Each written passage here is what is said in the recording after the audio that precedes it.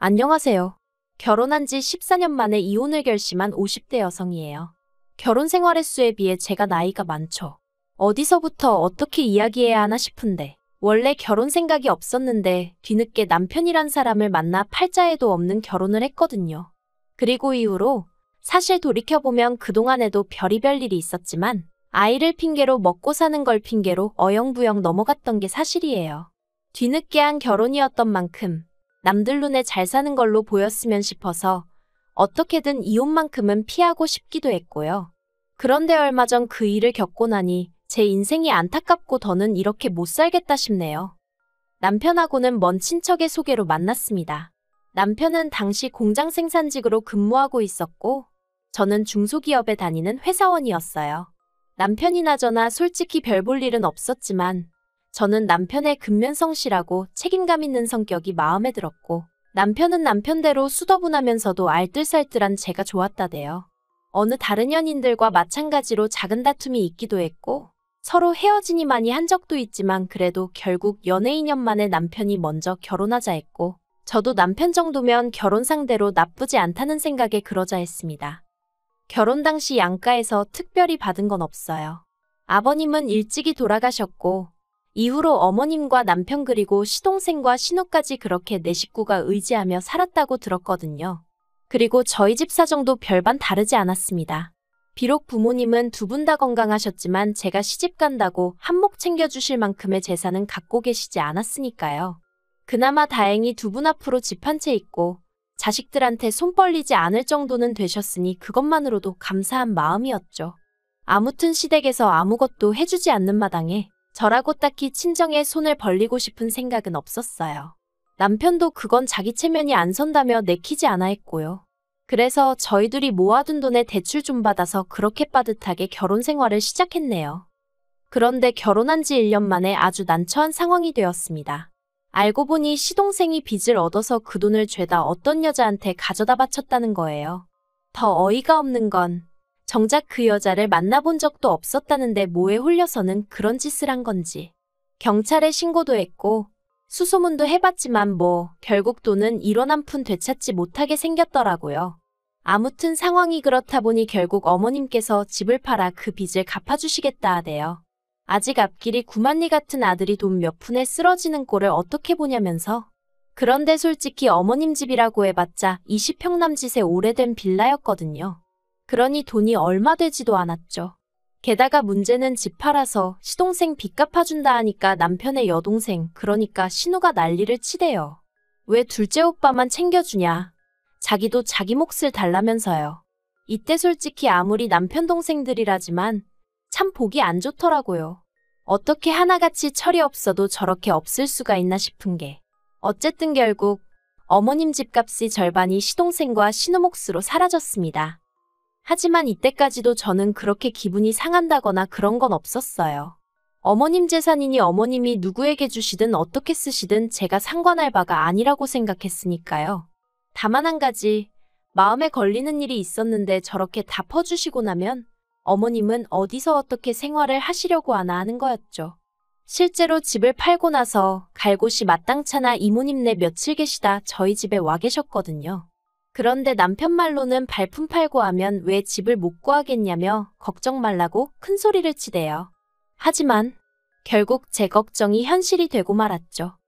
어머님이 저희 집에 와 계신 지 어느덧 한 달쯤 되던 때 남편이 저더러 할 말이 있다고 하더니 일단은 미안하게 됐다면서 자기가 아무리 알아봐도 어머님이 혼자 지내실 만한 곳을 찾기가 어렵답니다. 솔직히 아무리 서울이 아니라고 해도 4천만 원 남짓으로 집을 구한다는 게 쉽지 않을 거란 걸 전 진작에 알고 있었거든요. 그래서 남편의 말에 크게 놀라진 않았어요. 오히려 그럼 그렇지 싶었달까요. 하지만 문제는 뒤에 이어지는 남편의 말이었습니다.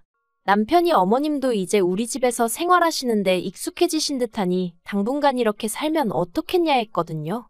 솔직히 남편이 이렇게 물어오면 어쩌나 생각을 못했던 건 아니에요. 하지만 그런 생각이 들 때마다 애써 현실 부정을 하곤 했었는데 진짜 남편 입에서 그 얘기가 딱 나와버리니까 한마디로 눈앞이 깜깜하대요. 하지만 결국 어쩔 도리가 없었습니다. 돈이 없다는데 무조건 싫다 안 된다 하며 어머님더러 나가시라 할 수도 없고, 그래서 일단은 저희가 애가 없었으니 나중에 아이방으로 쓰려고 했던 방을 어머님께 내어드렸어요. 그리고 남편에게는 나름대로 노력하겠지만 그래도 나도 직장 생활을 하니까 어머님이 살림은 좀 도와주셨으면 좋겠다고 솔직히 얘기했습니다. 그랬더니 남편이 자기 어머니가 그래도 그렇게 꽉 막힌 분은 아니라며 걱정하지 말라고 하더라고요. 그리고 실제로 처음 한두 달은 제가 출근하고 나면 어머님이 집안일을 좀 해주시더라고요. 다만 어머님이 연세도 있으시고 저랑 생활 방식도 다르다 보니 어쩔 수 없이 부딪히는 부분이 생기기 시작했어요.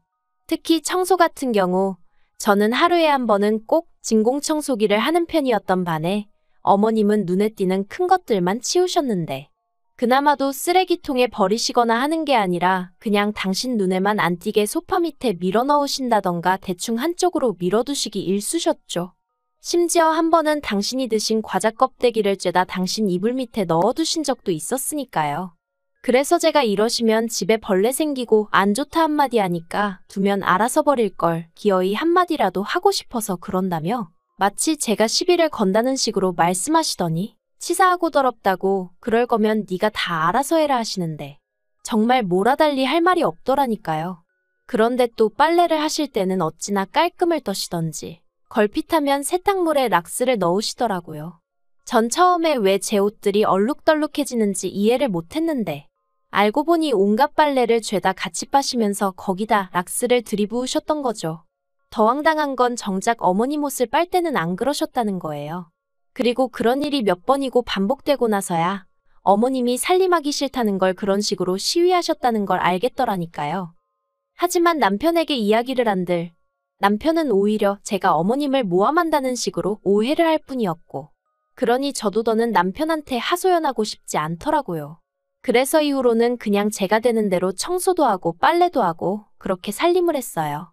힘들어 안 되겠다 싶은 날은 남편한테 하라고 시켰고요. 그러면 어머님은 그게 또 못마땅하셔서 집에 여자가 둘이나 있는데 왜 남자가 살림에 손을 대냐고 역성을 내셨지만 저도 저대로 제 방식대로 밀고 나갔네요. 그러니 어머님하고 제 사이는 날이 갈수록 불편하고 안 좋아질 수밖에 없었죠. 게다가 저를 힘들게 하는 건 그뿐만이 아니었습니다.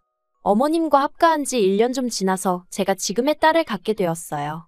하지만 어머님께서는 여전히 살림을 도와주실 생각이 전혀 없어 보이시대요. 오히려 어머님은 당신은 예전에 임신한 상태에서 애 하나는 없고 애 하나는 손잡고 그런 와중에도 살림을 했네, 돈을 벌었네, 그런 말씀이나 하셨으니 한마디로 엄살 떨지 마라, 유세 부리지 마라. 솔직히 그럴 생각도 없었지만 그런 어머님의 반응에 참으로 서운했고 그때 진 응어리는 10년이 지나도 풀어지지가 않네요. 아무튼 그래도 다행히 그때 제가 다니던 회사 사장님이 저를 워낙 좋게 봐주셨거든요. 그래서 마음 편히 애 낳고 오라고 해주셔서 덕분에 1년 반 후에 회사에 무사히 복귀할 수 있었어요. 그리고 제가 회사에 안 나가고 집에 있던 그 시간 동안 무슨 일이 있었는지는 구구절절 얘기하지 않겠습니다. 한마디로 지옥 그 자체였거든요. 그래도 제가 한 가지 어머님께 감사하게 생각하는 게 있다면 저희 딸이 어린이집 가기 전까진 그나마 어머님 덕을 봤다는 거예요. 물론 공짜는 아니었어요. 전 좀 어이없다고 생각하는데 솔직히 처음부터 어머님을 모시기로 하고 제가 결혼을 한 것도 아니고 어쩌다 보니 어쩔 수 없이 어머님을 모시게 된 상황에서 어머님한테 고생한다 수고한다 한마디 못 들어봤었거든요. 생활비는커녕 저 뭐라도 하라고 단돈 10,000원 주신 적도 없으시고요. 제가 돈 10,000원이 없어서 이런 말을 하는 게 아니라 솔직히 제 친구들은 시어머니가 이거 사주셨다 저거 사주셨다 별자랑을 다 하던데 저는 그쪽으론 참 복이 없었어요. 그리고 그런 와중에 제가 아이를 두고 출근을 해야 하는 상황이 되었을 땐 그래도 솔직히 이번만큼은 어머님이 도와주실 거라 생각했어요. 그리고 당연히 얼마라도 챙겨드릴 생각이었거든요. 그런데 어머님이 먼저 얼마를 줘야 애를 봐주겠다고 말씀을 하시더라고요. 사람 말이라는 게 아다르고 어다르다는데 기분이 영 별로대요. 게다가 어머님이 부르신 액수가 제가 생각한 액수보다 훨씬 높은 거예요. 그나마 이 부분은 남편이 어머님한테 사정사정해서 좀 깎았지만요. 그래도 어쨌든 덕분에 회사 계속 다니면서 돈 벌고 애도 잘 커졌고 그래서 감사하게 생각하고 있네요. 하지만 이런 감사한 마음과 별개로 지난 세월 동안 제가 생각해도 정말 고생을 많이 했어요. 어머님의 꼬장꼬장한 성격에 절하고 매번 내내내하고 절절매가며 상건아니지만 그래도 생전 남편이 제 편을 들어주지 않으니 어디 의지할 데가 없었죠. 게다가 시동생이랑 신우는 걸핏하면 어머님 뵈러 온답시고 저희 집을 드나들었는데 그러면 어쨌든 손님이라고 밥은 먹여 보내야 할 거 아니냐며 그렇게 어머님이 저한테 이거저거 하라고 시키시는 거예요. 그리고 진짜 짜증나는 건 밥솥에 멀쩡하게 밥이 있는데도 가탄밥을 대접하는 거라며 밥까지 새로 하게 하셨는데 나중에는 진짜 밥이고 뭐고 다 집어 던져버리고 싶더라니까요. 게다가 시동생들은 그렇게 거진 10년 가까이 우리 집에서 툭하면 밥 처먹고 가놓고 생활비는 돈 10만 원도 내놓지를 않대요. 제가 만약 시동생이건 신우건 그쪽 입장이었으면 내 엄마 모시고 사는 형수가 올케가 고맙고 안쓰러워서라도 그렇게 입싹 닥진 못했을 것 같은데 말이죠. 그러다 제가 올 초 크게 아팠어요. 병원에서는 면역력이 떨어져서 그런 것 같다는데 제가 느끼기에 이건 다 스트레스 때문이다 싶대요. 그리고 저도 이제 나이가 들어서 그랬는지 그때만큼은 손가락 하나 까딱도 하기 싫더라고요. 하지만 금요일 저녁 퇴근하고 온 저를 보자마자 어머님이 냉장고에 찍어 먹을 게 하나 없다며 저더러 찌개를 끓여라 어째라 하시는데 진짜 그냥 너무 힘들어서 눈물이 나더라고요. 그래서 어머님께 제가 식사 시켜드릴 테니 애하고 그거 드시라 하곤 설렁탕 시켜드리고 전방에 들어가서 잤어요. 정말 기절하듯 잠에 들었죠. 그런데 약 때문인지 원래 제가 주말에도 아침 6시 반에는 눈을 뜨거든요. 그리고 그때부터 가족들 아침 식사도 준비하고 그래요. 그런데 그날따라 제가 9시에 눈을 떴습니다. 아니, 사람이 살다 보면 늦잠 좀 잘 수 있는 거 아니겠어요? 게다가 제가 아팠잖아요. 그러면 어머님 입장에선 한 번도 그런 적 없던 며느리가 잠에서 깨질 못하고 있으니 걱정을 해주시는 게 정상 아닌가 싶은데 제가 서둘러 방에서 나갔더니 거실에서 어머님이 정말 저를 무섭게 노려보고 계셨어요. 아마 제가 언제쯤 일어나나 안방문만 째려보고 계셨던 모양이래요. 아무튼 제가 어머님께 식사는 하셨냐니까 대답은 안 하시고 그 옆에 앉아있던 제 딸한테 사람이 이래서 배워야 되는 거랍니다. 배운 게 없으니 어른 공경할 줄도 모르고 지 도리도 못한다면서요. 그러면서 너는 그렇게 살지 마라 하시는데 그게 할머니가 손녀한테 할 소린가요? 다행히 딸은 어머님이 왜 그런 소리를 하시는지 이해가 안 된다는 눈치였지만 저는 정말 속에서 열불이 났어요. 그래서 그나마 차려드리려던 아침도 때려치고 다시 방에 들어갔네요. 그랬더니 안방문에다 대고 어머님이 늙으면 죽어야지 하시는데 그 소리 하루 이틀 듣는 것도 아니었기에 별 생각도 안 들대요. 그런데 그날 늦은 오후 남편이 집에 오니 어머님이 무슨 어린애 마냥 저희 남편을 붙들고 또 하소연을 하시더군요. 제가 당신을 일부러 굶겼다면서 제가 바로 옆에 있는데 미친 X, 개 X 해가시면서 말이죠. 원래도 생각 없이 말을 막 하시는 분인 건 알고 있었지만 그래도 이 정도인 줄은 몰랐기에 황당 그 자체였어요. 그리고 저를 더 열받게 한 건 어머님 얘기를 듣고 있는 남편의 태도였습니다. 남편이 어머니 많이 섭섭하셨구나, 속상하셨구나 하며 맞장구만 치고 있지. 한 번을 저한테 욕하지 말란 소리를 안 하더라니까요. 그래서 결국 보다 못한 제가 어머님한테 아무리 화가 나셔도 저한테 그런 쌍욕은 하지 마시라고 했어요. 그랬더니 남편이 제 손목을 휙 잡아 끌어 안방으로 데리고 가선 한다는 소리가 노인네가 무슨 소린들 못하겠냐는 겁니다. 나라님한테도 저렇게 욕하시고 돌아가신 아버님한테도 저렇게 하시는 분이라면서 저더러 그러려니 알아나요? 어이가 없어서 나라님한테 건 돌아가신 아버님한테 건 그건 내 알 바 아니고 어쨌든 나는 이대로는 못 넘어간다고 했습니다. 내가 이날이 때까지 어머님한테 뭐 인정받자고 그 비위 맞추고 산 건 아니지만 처음 아침밥 한 번 안 차려드렸다고 그런 쌍욕을 먹어야 한다곤 생각 안 한다고 이거 사과 못 받으면 더는 같이 못 산다 했죠. 그러자 남편이 저더러 미쳤냐입니다. 어디 대들 상대가 없어서 어머님을 상대로 그러냐면서 세상 천지에 시어머니한테 사과받겠다고 드는 며느리는 저밖에 없을 거라나요? 그리고는 저더러 한다는 말이 솔직히 제가 어머님한테 뭘 얼마나 해드렸다고 유세냐대요. 어차피 어머님이 안 계셨어도 우리 가족 삼시세끼는 먹고 살았어야 하는데 거기다 숟가락 젓가락 하나 더 올린 거 아니냐고. 그래놓곤 이제 와서 얼마나 어머님을 위해드린 척 하지 말라는데 정말 기가 막히더라고요. 그래서 남편더러 네가 그렇게 생각하는지 몰랐다. 소름 끼친다 하곤 이혼하자 했어요. 그러니까 남편이 저더러 헛소리 좀 하지 말랍니다. 그냥 저 하나만 참고 넘어가면 될 걸 괜히 일 키우지 말라나요?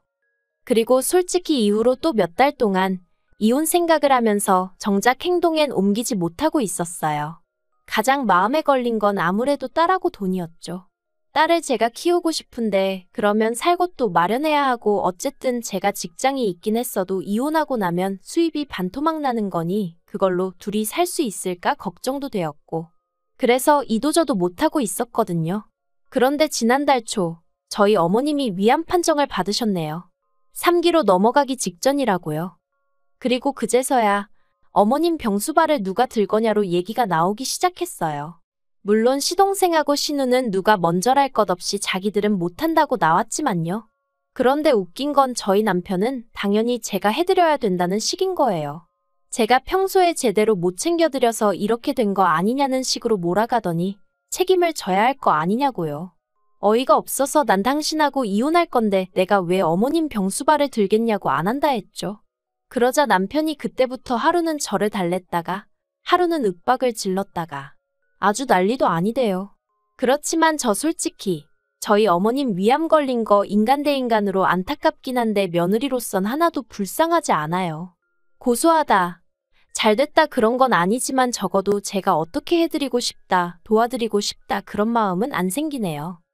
그리고 저는 결국 딸을 데리고 친정으로 왔습니다. 뿐만 아니라 저도 제 나름대로 따로 찬 주머니가 있었기에 이혼을 위해 변호사도 샀어요. 이제 미뤄왔던 숙제를 해야 할 시간이란 마음으로 하나씩 준비해서 해결해 나가려고요. 어머님 병간 오고 나발이고 그건 남편 사정이고 저는 이제라도 제 인생을 되찾아야겠습니다. 딸은 어디까지 알고 이해하는 건진 몰라도 저더러 자긴 제 편이라대요. 솔직히 딸한테는 그냥 미안한 마음뿐이에요. 아무튼 이제라도 네 엄마, 네가 한번 챙겨가며 살아봐. 장담컨대 얼마나 다루기 힘든 양반인지 너도 금방 깨닫게 될 거고 나한테 진짜 고맙고 미안해서 피눈물을 흘리게 될 거라고 얘기해주고 싶네요.